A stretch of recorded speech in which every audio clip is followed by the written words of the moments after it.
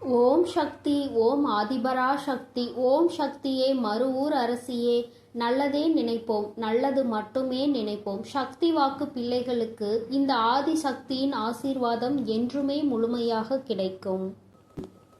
என் பிள்ளையே, சில நாட்களாகவே உன்னுடைய துணையின் நடவடிக்கைகளை கண்டு மனம் குழப்பத்தில் நீ இருந்து கொண்டிருக்கிறாய். என் குழந்தைக்கு உன்னுடைய துணையானது செய்கின்ற செயல்கள் எல்லாமே கொஞ்சம் வித்தியாசமாக தெரிகின்றது.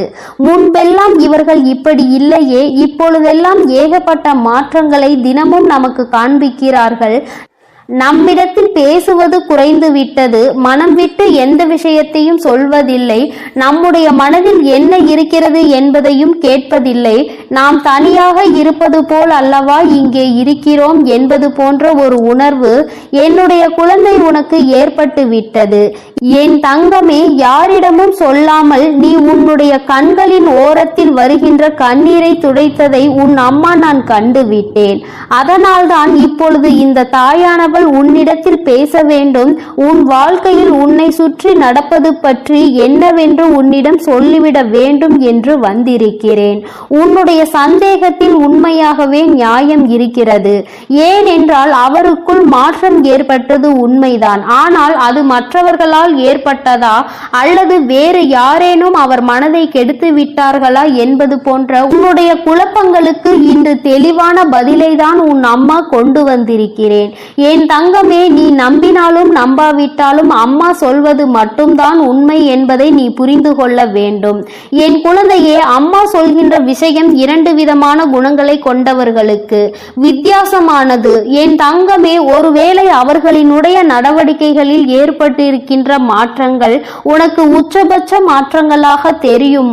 ஒருவேளை வேறு யாரோடும் அவர்களுக்கு தொடர்பு இருக்கும் என்ற சந்தேகம் உனக்கு இருக்குமாயின் என் தங்கமே, அதை தீர்த்து கொள்வது மிகவும் நல்லது.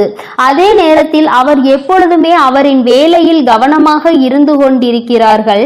எல்லா விஷயங்களையும் சொல்வது இல்லை. அவருக்கு ஏதோ ஒரு பிரச்சனை இருக்கிறது என்பது போன்ற உணர்வு உனக்குள் இருக்குமானால் உனக்கு இந்த அம்மா சொல்கின்ற வாக்கு நிச்சயமாக புரியும். என் தங்கமே, அம்மா எதற்காக இப்பொழுது இரண்டு விதமாக பிரிக்கிறேன் என்றால், எல்லோரையும் கண்மூடித்தனமாக நம்பக்கூடாது. இங்கே யார் எப்படி நடந்து கொள்வார்கள், எப்பேற்பட்ட மனிதர்களும் எப்படிப்பட்ட சூழ்நிலைகளிலும் அவர்கள் வாழ்க்கையில் எந்த மாற்றத்தையும் நடத்தி விடுவார்கள் என்பது நாம் நன்கு அறிந்த உண்மை அல்லவா? கண்மூடித்தனமாக நம்பிவிட்டு அதன் பிறகு ஐயோ அம்மா என்று அழுது கொண்டிருந்தால் எந்த லாபமும் இல்லை. அதனால் என் தங்கமே, எதுவாக இருந்தாலும் தீர விசாரித்து விட்டு ஒரு முடிவுக்கு வருவதுதான் நல்லது.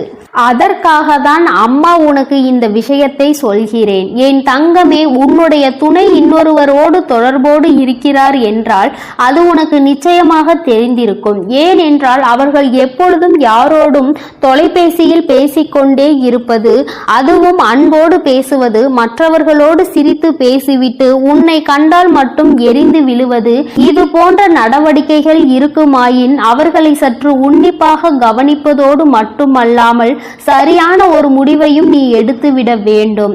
காலம் முழுவதும் அழுது கொண்டு தன் மீது அன்பு இல்லாதவர்களுக்கு, தன்னுடைய அன்பிற்கும் தகுதி இல்லாதவர்களுக்காக உன்னுடைய வாழ்க்கையை நீ வீணடித்து விடக்கூடாது. அதே நேரத்தில் நிச்சயமாக வேறு யாருடனும் அவர்களுக்கு தொடர்பு இருக்காது.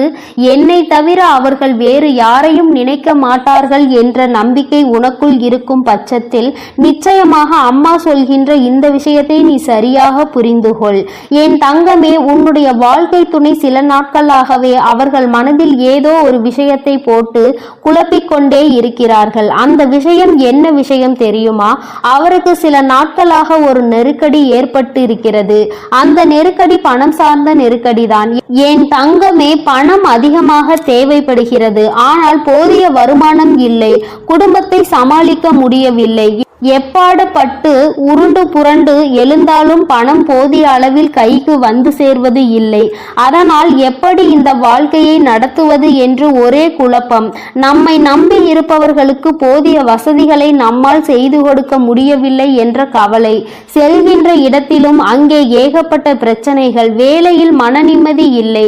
எங்கு சென்றாலும் பிரச்சனை. எதை தொட்டாலும் அங்கு அது சரியாக வருவது கிடையாது. வீட்டிற்கு வந்தால் சில நேரங்களில் நீ பேசுகின்ற வார்த்தைகள் அவர்கள் மனதை காயப்படுத்தி விடுகிறது. அதனால் சில நாட்களாக அமைதியாக இருக்க வேண்டும். அமைதியாக இருந்தால் மட்டும்தான் நம்மால் ஏதேனும் முடிவினை எடுக்க முடியும். நம்முடைய குடும்பத்தை காப்பாற்ற வேண்டும் என்கின்ற உணர்வோடு அவர்கள் இருக்கிறார்கள். என் தங்கமே, இப்பொழுது உனக்கு ஒரு சந்தேகம் இருந்திருக்கும். அம்மா, நீ சொல்கின்ற விஷயம் ஆண்களுக்கா அல்லது பெண்களுக்கா என்று. என் தங்கமே, இருவருமே இப்பொழுது குடும்பத்தின் பாரத்தை சுமக்க தொடங்கி விட்டார்கள். அதனால் நான் சொல்கின்ற விஷயம் இருவருக்குமே பொருந்தும் என்பதை நீ புரிந்து கொள்ள வேண்டும். குடும்பத்தில் வேலை செய்வது ஆண்கள் மட்டுமே என்று நினைக்க முடியாது அல்லவா? அவர்களுக்கு சமமாக பெண்களும் இப்பொழுது உழைக்க தொடங்கி விட்டார்கள். குடும்பத்தின் பொறுப்பை அவர்களும் தூக்கி சுமக்கிறார்கள். அதனால் அம்மா சொல்வது இருவருக்குமே பொருந்தும். ஆண் குழந்தையாக இருக்கும் பட்சத்தில் தன்னுடைய துணை என் மீது நிச்சயமாக ஏதேனும் சந்தேகம் இருக்குமாயின் அதற்கு இந்த விஷயம்தான் பொருந்தும். பெண் குழந்தையாக இருக்கும் பட்சத்தில் தன்னுடைய கணவனின் நடவடிக்கைகளில் சந்தேகம் இருக்குமானால் அவர்களுக்கும் இதுவே பொருந்தும். என் தங்கமே, அதனால் யாரையும் இங்கு பிரித்து பார்க்க வேண்டாம். எல்லோருடைய வாழ்க்கையிலும் பிரச்சனைகள் மட்டுமே வேறு தவிர பிரச்சனைகள் இல்லாதவர்களின் வாழ்க்கை என்று எதுவும் இல்லை என்பதை நீ புரிந்து கொள்ள வேண்டும். என் தங்கமே, குடும்பத்தின் சூழ்நிலையை புரிந்து கொண்டவர்கள் ஒருபோதும் தன்னுடைய நிலையில் இருந்து தவற மாட்டார்கள். வேறு உறவை நாடி செல்ல மாட்டார்கள். அதில் என்ன சந்தோஷம் இருக்க போகிறது? தன்னுடைய குடும்பத்தை, தன்னை சார்ந்தவர்களை, தன்னை நம்பி இருப்பவர்களையும் காப்பாற்றுவதுதானே அவர்களின் தலையாய கடமையாக இருக்க போகிறது. என் தங்கமே, அதனால் உனக்கு அந்த சந்தேகம் ஒரு நாளும் தேவை கிடையாது. உன்னையும் உன்னுடைய குடும்பத்தையும் எப்படி தூக்கி சுமக்க போகிறோமே என்ற மனபாரத்தை உள்ளே வைத்துக் கொண்டுதான் அவர்கள் இறுக்கமாக இருந்து கொண்டிருக்கிறார்கள். வாய் விட்டு பேச வேண்டும் என்று நினைத்தால் உன்னுடைய கருத்து ஒன்றாகவும் அவருடைய கருத்து வேறாகவும் அல்லவா இருக்கிறது. அதனால் அவருக்கு ஏற்றாற் போல நீ பேசி அவருடைய மனநிலையை உன்னுடைய வழிக்கு கொண்டு வர வேண்டும். வாழ்க்கையில் என்ன பிரச்சனை இருந்தாலும் இரண்டு பேரும் சேர்ந்து சமாளித்து கொள்ளலாம். நீங்கள் மட்டும் உங்களுடைய மனதில் இருக்கின்ற எண்ணங்களில் இறுக்கமாக வைத்திருக்க வேண்டாம். எதுவாக இருந்தாலும் பேசிக்கொண்டு அதற்கான தீர்வினை இருவரும் சேர்ந்து முடிவெடுக்கலாம் என்று ஆறுதல் வார்த்தைகளை அமைதியாக உட்கார்ந்து பேச வேண்டுமே தவிர சந்தேகத்தோடு ஒரு நாளும் அவர்களை பார்க்க கூடாது. உன்னுடைய கனிவான வார்த்தைகள் ஒருவேளை தவறாக செல்ல நினைத்தாலும் கூட அவர்களை நல்ல வழிக்கு அழைத்து கொண்டு வந்துவிடும். யாருடைய வாழ்க்கையிலும் இது போன்ற தவறுகள் நடக்காமல் இருக்க எல்லோருமே அவர்களின் மனநிலையில் முதலில் தவறான எண்ணங்களை தூக்கி எறிந்துவிட்டு நல்ல எண்ணங்களை மட்டுமே தூக்கி சுமக்க வேண்டும். எப்பொழுதுமே இந்த வாழ்க்கையில் நடக்கின்ற விஷயங்கள் எல்லோருக்கும் ஒரு விதமான மனக்குழப்பத்தை தான் தர செய்யும். ஆனால் அந்த நேரத்தில் நீ சரியான முடிவினை எடுத்துவிட்டால் வாழ்க்கை முழுவதும் உனக்கு சந்தோஷம் நிலைத்திருக்கும் என்பதை மறந்து விடாதே. மற்றவர்களின் பேச்சினை கேட்டு தேவையில்லாத விஷயங்களுக்காகவோ சந்தேகப்பட்டு வாழ்க்கையில் நடக்கவிருக்கின்ற நல்ல நிகழ்வுகளையும் நல்லதொரு நேரத்தையும் நீ தொலைத்துவிட்டு பின்னால் ஐயோ என்னுடைய வாழ்க்கையே போய்விட்டதே என்று அழுது புலம்பாதே. வாழ வேண்டும் என்று நினைக்கின்ற நேரத்தில் இந்த வாழ்க்கை உன் கையில் இல்லாமல் போயிருக்கும். அதனால் எதுவாக இருந்தாலும் தீர விசாரித்து அவர்களுக்கு மன ஆறுதலை கொடுத்து நீ வாழ்க்கையை சந்தோஷமாக நடத்த வேண்டும். அம்மா சொல்வது மட்டும்தான் வாழ்க்கைக்கான யதார்த்தமான உண்மை என்பதை நீ புரிந்து கொள். யாரிடத்திலும் எந்த விஷயத்தையும் உன்னுடைய வாழ்க்கைக்கான அறிவுரையாக கேட்டு பெறாதே. அதிலும் குறிப்பாக உன்னுடைய துணையின் நடவடிக்கைகளை மற்றவர்களிடத்தில் பகிர்ந்து கொள்ளாதே. ஏனென்றால் மற்றவர்களுக்கு அது வேடிக்கையாக இருக்கும். ஒருவர் 2 பேரிடத்தில் சொல்வார்கள், 2 பேர் 4 பேரிடத்தில் சென்று சொல்லி சொல்லி கடைசியில் அந்த விஷயம் உன்னுடைய துணையின் காதுக்கே வந்து சேர்ந்துவிடும். மேலும் மேலும் பிரச்சனைகள் தான் அதிகரிக்குமே தவிர ரகசியம் என்ற ஒன்றை நமக்குள் இல்லையே என்று மனவேதனை ஏற்பட்டுவிடும். அந்த இடத்தில் எல்லாவற்றையும் புரிந்து நடந்து கொண்டால் உன் வாழ்க்கை எப்பொழுதும் சந்தோஷமாக மட்டுமே இருக்கும்.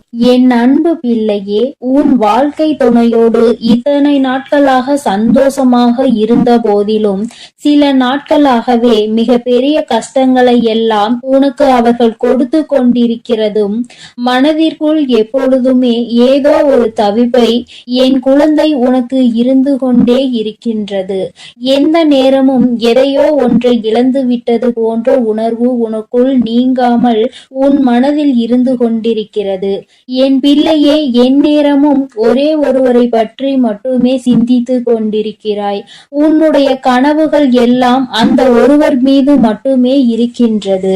வேறு எங்கிலும் உன்னுடைய கவனம் செல்லவில்லை. வாழ்க்கையை பற்றிய பயம் அதிகமாக உனக்கு வந்துவிட்டது. நாம் உயிராக இருந்த உறவு இப்பொழுது நம்மிடம் இருந்து சிறிது தூரம் விலகி இருக்கிறது. அதற்கு காரணத்தையும் தெரிய முடியாமல் பிரச்சனைகளுக்கான சூழ்ச்சிகள் என்னவென்று அறியாமல் என் பிள்ளை தவித்து நிற்கின்றாய். சூழ்ச்சிகள் என்று அம்மா சொன்னவுடனே விழித்து பார்க்கின்றாய். நம் உறவு பிரிவதற்கு அப்படி என்ன சூழ்ச்சிகள் நம்மை சுற்றி இருக்க போகின்றது என்று. என் தங்கமே, நிச்சயமாக இந்த அன்பு பிரிந்ததற்கு மூன்றாவது ஒருவருக்கு நிச்சயம் தொடர்பு இருக்கிறது. ஏனென்றால் என் குழந்தை, நீ எப்பொழுதுமே உண்மையான ஒரு அன்பை வெளிப்படுத்துகின்றாய். ஆனால் அங்கிருந்து கிடைக்கின்ற அன்பு அதற்கு ஏற்றதாக இல்லை என்கின்ற பொழுது நிச்சயமாக என் குழந்தையினுடைய மனது மிகவும் வேதனை அடைந்து விடுகிறது. என் தங்கமே, எப்பொழுதுமே உன்னை பற்றி பெருமையாக பேசாதவாய் இன்னொருவரை பற்றி பெருமையாக பேசுகிறது என்றால் என் பிள்ளை மனதிற்குள் என்ன நினைக்கின்றாய்? நமக்கு கொடுக்காத முக்கியத்துவம் இன்னொருவருக்கு கொடுக்கின்றார்கள் என்றால் நாம் இந்த வாழ்க்கையில் இது நாள் வரை இருந்து என்ன பலனை கண்டிருக்கின்றோம் என்று என் குழந்தை நீ மனவேதனை அடைகின்றாய். தங்கமே, இது போன்ற ஒரு சூழ்நிலை உன் வாழ்க்கையில் நடந்ததா என்று ஒரு முறை சிந்தித்து பார். இப்பொழுது அந்த உறவு உன்னை விட்டு பிரிந்ததற்கு இதுவும் ஒரு காரணம் என்றுதான் அம்மா சொல்கின்றேன். என் தங்கமே, ஒருவரை பற்றி பெருமையாக பேசும் பொழுது உன் மனதிற்குள் ஏற்பட்ட தாக்கம், நீ அதனை வெளிப்படுத்திய உணர்வுகள் எல்லாம் சிறிது குழப்பத்தை உன் குடும்பத்திற்குள் ஏற்படுத்தி இருக்கிறது. அப்படி என்றால் இந்த பிரிவினைக்கு யார் காரணம்? அந்த மூன்றாவது நபர்தான் என்பதை இப்பொழுது புரிந்து கொண்டாயா? என் குழந்தையே, எப்பொழுதுமே உறவுகளுக்குள் பிரிவு என்பது சிறு பிரச்சனைகளில் தொடங்கிதான் முடிகிறது. சிறு பிரச்சனையாக இருக்கும் பொழுது அதை நீ கண்டுகொள்ளாமல் விட்டு விட்டாய். ஆனால் நாளுக்கு நாள் வேறு ஏதாவது பிரச்சனைகள் வரும் பொழுது உன் மனதிற்குள் இந்த எண்ணங்கள் மட்டும் அழியாமல் இருந்து கொண்டிருக்கிறது. அன்று நம்மை இன்னொருவருடன் ஒப்பிட்டு பார்த்து நம்மை தாழ்த்தி பேசியவர்கள் தானே என்று நீ நிச்சயமாக நினைக்கின்றாய். என் தங்கமே, ஒருவரோடு ஒருவரை ஒப்பிட்டு பார்க்க கூடாது என்பது உண்மைதான். ஆனால் உன்னுடைய உண்மையான அந்த உறவு எதையுமே காரணமாக வைத்து இதை செய்யவில்லை. மனதிற்குள் உன்னை விட்டு பிரிய வேண்டும் என்று எண்ணமும் இல்லை. ஏதோ ஒரு சூழலில் அது நடந்து விட்டது. அதற்காக உன்னிடம் மன்னிப்பு கேட்டு விட்டார்கள். ஆனால் என் குழந்தை, உனக்கு அதை மன்னிக்கும் மனப்பக்குவம் தான் இல்லாமல் மாறிவிட்டது. ஏனென்றால் அந்த சூழ்நிலையை உன்னால் சகித்து கொள்ள முடியவில்லை. என் பிள்ளை இதனால் மனவேதனை அடைந்ததோடு மட்டுமல்லாமல் வாழ்க்கையில் இருந்து சிறிது தூரம் விலகி நிற்கும்படி ஆகிவிட்டது. இதனால் என் பிள்ளை இப்பொழுது என்ன செய்வது என்று அறியாமல் திகைத்து நின்று கொண்டிருக்கிறாய். இப்படியே இருந்து கொண்டிருந்தால் இந்த வாழ்க்கை எங்கு சென்று முடியுமோ என்று என் குழந்தைக்கு மன அழுத்தங்கள் அதிகமாகிவிட்டது. என் தங்கமே, வாழ்க்கையில் எப்பொழுதுமே பொறுமை என்பது எல்லோருக்கும் அவசியம். அதுவும் குடும்ப வாழ்க்கை என்ற ஒன்று வந்துவிட்டால் அது மிகவும் அவசியம். என் தங்கமே, அது போலதான் சகிப்பு தன்மையும். எந்த ஒரு விஷயம் நடந்தாலும் ஒருவருக்கொருவர் சகித்து கொண்டு செல்ல வேண்டும் என்றுதான் அம்மா சொல்கிறேன். என் குழந்தையே, அதற்காக எத்தனை தவறுகள் செய்தாலும் அதை சகித்து கொள்ள முடியுமா என்று நீ நினைக்கலாம்.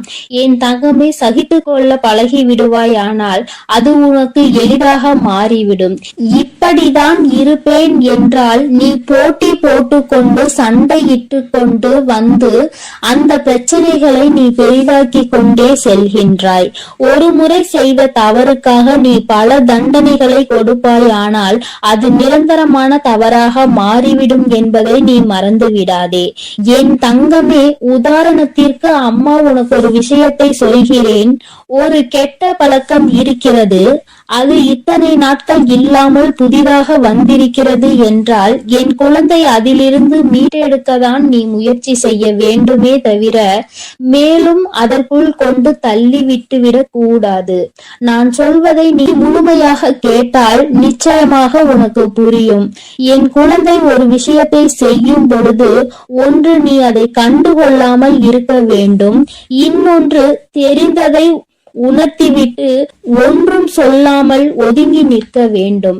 தானாகவே மனமுகந்து நாம் இத்தனை தவறுகளை செய்து விட்டோமே, நமக்கு அவர்கள் எந்த தண்டனையையும் கொடுக்கவில்லையே என்று நினைத்து மனம் திருந்தி அவர்களே உன்னை தேடி வருவார்கள்.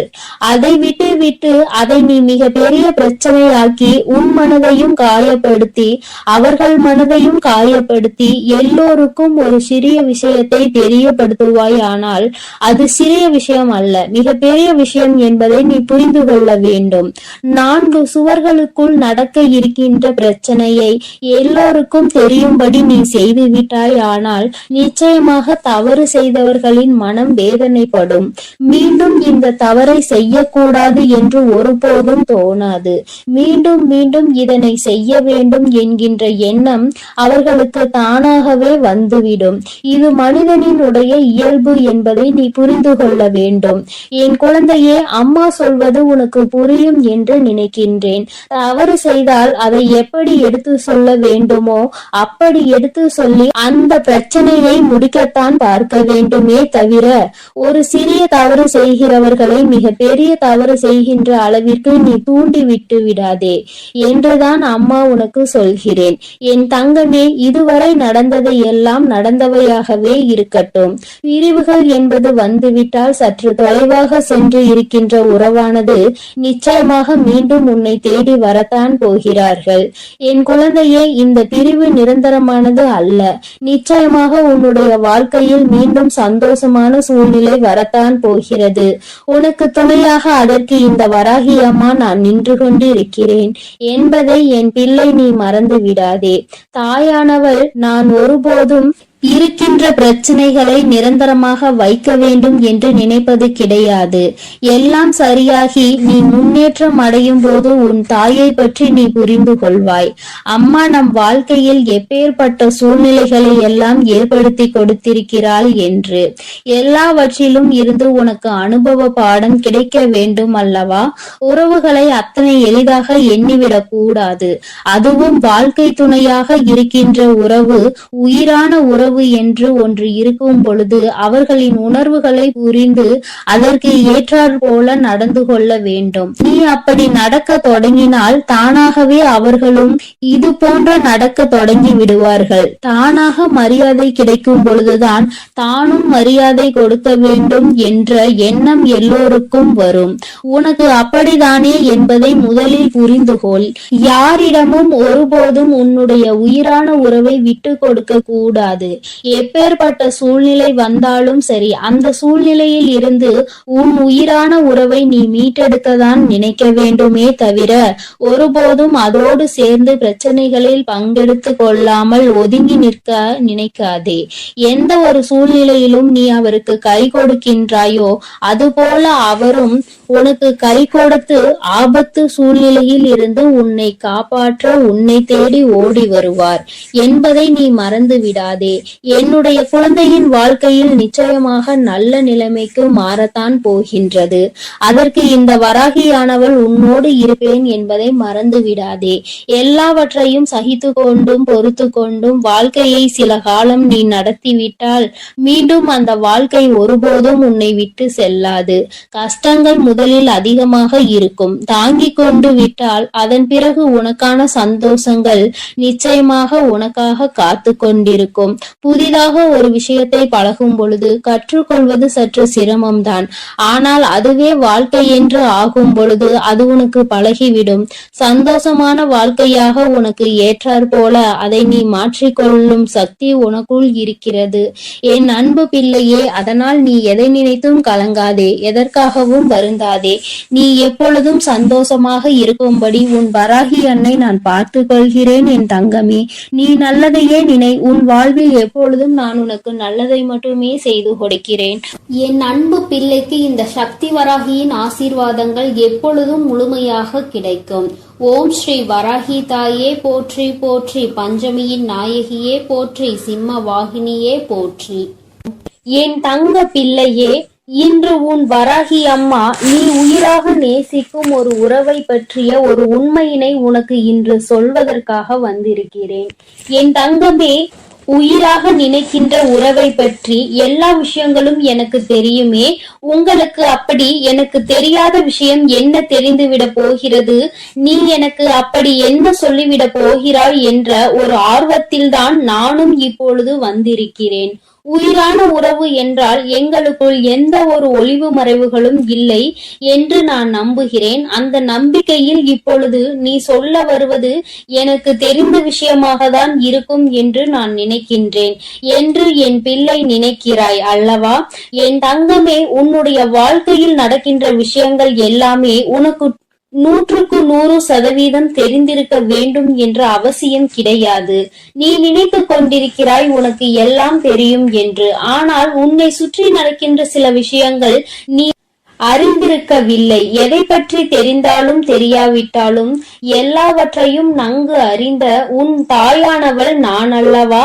எனக்கு தெரிந்த ஒரு விஷயத்தை உடனே அது உனக்கு தெரியவில்லை என்றால் உனக்கு அதனை சொல்லிவிட வேண்டும் அல்லவா? ஏனென்றால் இது உன்னுடைய வாழ்க்கை சம்பந்தமானது அல்லவா?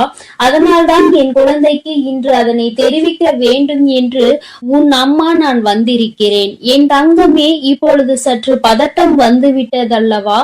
ஏதோ நமக்கு தெரியாத ஒரு விஷயம் நம் உறவை பற்றி என்று அம்மா சொல்லிவிட்டார்கள். நமக்கு ஏதேனும் மனதிற்கு வேதனைப்படுகின்ற வகையில் ஏதோ ஒரு விஷயத்தை தாயானவள் சொல்லிவிட்டால் நம்மால் தாங்கிக் கொள்ள முடியாது.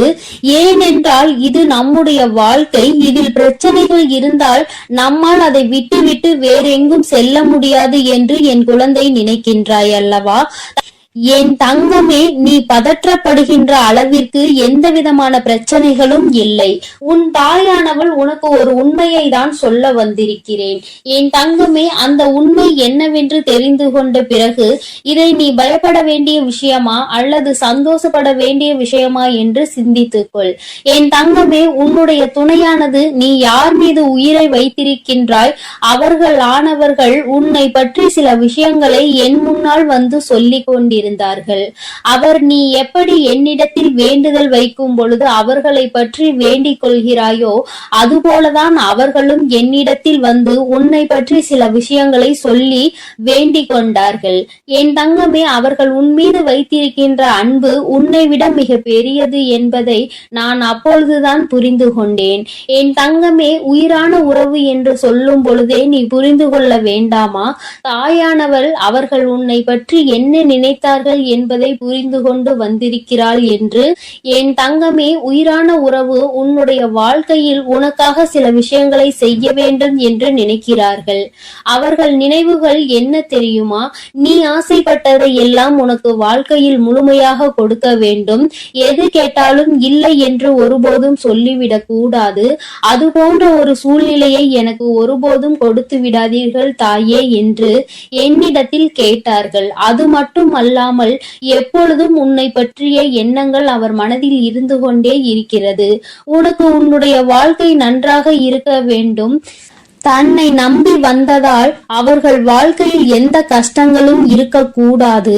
ஒரு நாளும் நான் அந்த ஒரு பழிச்சொல்லுக்கு ஆளாகி நின்றுவிடக் கூடாது. எதற்காக இவரை நாம் உயிராக நினைத்தோம் என்று ஒரு நாளும் நினைத்துவிடக் கூடாது என்று அவர் வருத்தப்பட்டு கொண்டிருக்கிறார். என் தங்கமே, அவர்களினுடைய வருத்தத்திலும் வேதனையிலும் நியாயம் இருக்கின்றது. காரணம், அவர்களுடைய சூழ்நிலை தற்சமயம் சரியானதாக இல்லை. பொருளாதாரத்தில் சற்று பின்தங்கி இருப்பதனால் உன்னை அவர்கள் திருப்திப்படுத்த முடியாதோ என்று நினைக்கிறார்கள். உன்னை நல்லபடியாக வசதியாக வாழ வைக்க வேண்டும் என்ற எண்ணம் அவர்கள் மனம் முழுவதும் இருந்து கொண்டிருக்கிறது. இப்பேற்பட்ட சூழ்நிலையில் இந்த பொருளாதார சிக்கலில் நாம் அவர்களை வாழ்க்கைக்குள் கொண்டு வந்து விட்டால் நம்மால் அவர்களுக்கு மிகப்பெரிய கஷ்டம் வந்துவிடுமோ என்று நினைக்கிறார்கள். அதனால் இப்பொழுது எந்த முடிவுகளும் தெளிவாக எடுத்துவிடக் கூடாது என்பதற்காக உன்னிடத்தில் சிறிது இடைவெளியை பின்பற்றி வருகின்றார்கள். ஏனென்றால் அதிகபட்சமாக நெருங்கும் பொழுது உடனடியாக நீ ஏதேனும் முடிவை எடுக்க சொல்லிவிடுவாயோ என்ற பயம் அவர்களுக்குள் இருந்து கொண்டிருக்கிறது. என் தங்கமே, அம்மா சொல்ல வருவது என்னவென்று உனக்கு புரிந்திருக்கும் என்று நான் நினைக்கிறேன். என் தங்கமே, ஆனால் என் குழந்தை, நீ மிகவும் புத்திசாலியான குழந்தை அல்லவா? அவரினுடைய கஷ்டங்களை எல்லாம் உணர்ந்துதான் நீ இருக்கிறாய் என்பதை அவர்கள் இன்னும் சரியாக உணரவில்லை. அதற்கு காரணம் சில நேரங்களில் நீ நடந்து கொண்ட விதம் அவர்களுக்கு பொருளாதாரத்தை சார்ந்த மிகப்பெரிய பயத்தை விதித்து விட்டது. ஆனால் நீ அப்படி அல்ல. தேவை என்ன இருக்கிறதோ அதை பொறுத்தே வாழ்க்கை நடத்த முடியும் என்ற நம்பிக்கை கொண்ட குழந்தை என்பதை அவருக்கு நீ நிரூபித்து காட்ட வேண்டிய கட்டாயத்தில் இப்பொழுது இருந்து கொண்டிருக்கிறாய். ஆடம்பரமான செலவுகளோ ஆடம்பரமான வாழ்க்கைக்கோ நீ ஆசைப்படவில்லை என்பதை அவர்கள் புரிந்து கொள்ள வேண்டும். நீ ஆடம்பரமாக வாழ ஆசைப்படுகிறாய் என்று வேதனைப்படவில்லை. அதை செய்து கொடுக்க கூடிய திறமை தனக்கு இருக்க வேண்டும் என்றுதான் நினைத்து கொண்டிருக்கிறார்களே தவிர அவர்கள் மனதில் உன்னை பற்றிய எந்த விதமான தவறான எண்ணங்களும் இல்லை. நீ ஆசைப்பட்டாலும் அது தவறில்லை என்றுதான் அவர்கள் நினைக்கின்றார்கள். ஏனென்றால் அவர் உன் மீது வைத்திருக்கிற அன்பு அத்தனை பெரிதல்லவா? உயிரே வைத்திருக்கிறார்கள் என்றால் உனக்காக என்ன வேண்டுமானாலும் செய்வதற்கு துணிந்து நிற்பார்கள் அல்லவா? என் தங்கமே, இது போன்ற குணங்களை கொண்ட ஒரு வாழ்க்கை துணை, ஒரு உயிராக நினைக்கின்ற துணை கிடைப்பது என்பது மிகவும் பெரிய விஷயம். அது உனக்கு இன்று கிடைத்திருக்கிறது என்றால் அதை நீ சரியாக காப்பாற்றிக் கொள்ள வேண்டும்.